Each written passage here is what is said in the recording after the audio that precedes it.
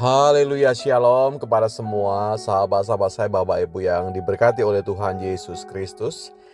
Seringkali kita bisa mendengar tentang kata penjangkauan, artinya bagaimana kita bisa melihat orang di luar kita, orang di sekitar Anda dan saya, dan bagaimana kita bisa mendekati mereka. Penjangkauan adalah bagaimana sebuah tindakan yang kita lakukan, tentunya mendekati dan mencoba berinteraksi dengan individu yang lain, atau juga bisa dengan kelompok-kelompok yang lain, dan memiliki sebuah akses untuk sebuah pelayanan, saudaraku.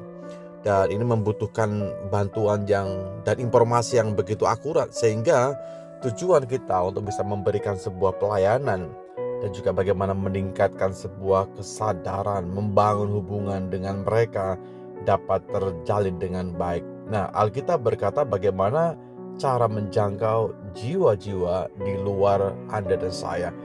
Merujuk kepada Matius pasal 28, kalau kita lihat ayat yang ke-19 dan 20.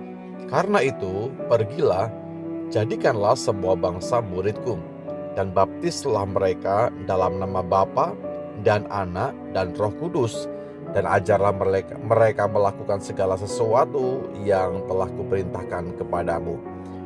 Bapak Ibu yang saya kasihi, banyak orang seringkali mengira kalau menjangkau itu adalah tugas dari seorang pendeta, tugas dari seorang penginjil.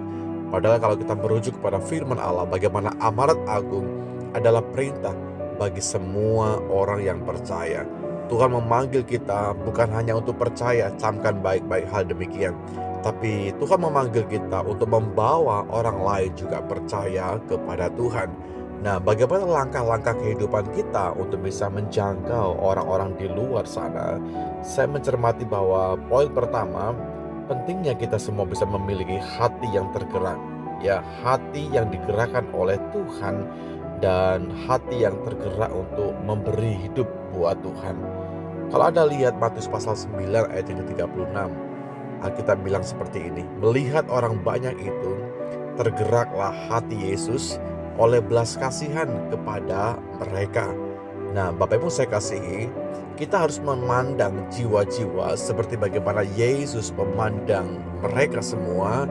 Dengan apa? Dengan satu hati, bagaimana belas kasihan, bukan dengan sebuah penilaian kepada jiwa-jiwa itu, bukan demikian.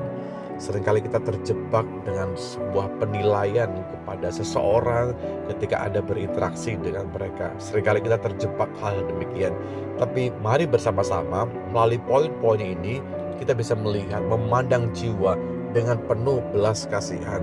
Kita tidak akan pernah menjangkau jiwa itu ya, jika setiap hati kita tidak terlebih dahulu tergerak oleh belas kasihan. Mulai hari ini, Bapak Ibu saya kasih, mulailah kita berdoa, minta Tuhan memberi hati yang peka, minta kepada Tuhan supaya hati kita lebih care, lebih peduli dengan orang-orang di sekitar Anda dan saya. Sehingga dengan demikian kita bisa memiliki satu langkah yang pasti ketika Anda bisa melihat jiwa di luar sana. Seperti halnya Yesus, ketika melihat orang banyak, hatinya tergerak oleh belas kasihan kepada mereka.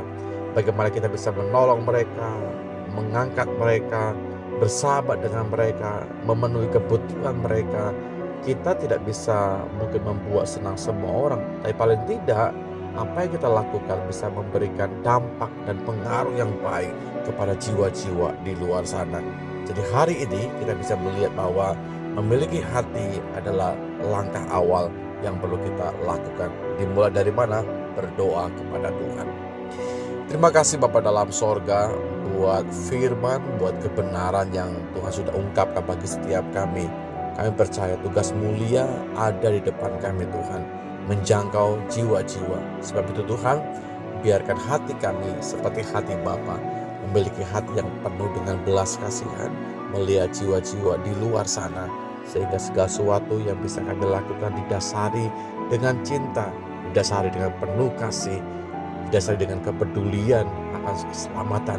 Terima kasih buat kasih karunia-Mu, terima kasih buat anugerah-Mu yang Tuhan sudah berikan bagi setiap kami. Kiranya hidup kami ke depan semakin menjadi kehidupan yang diarahkan oleh Tuhan sendiri. Segala puji bagi Engkau, Di dalam berkat nama Yesus Tuhan, kami berdoa dan bersyukur.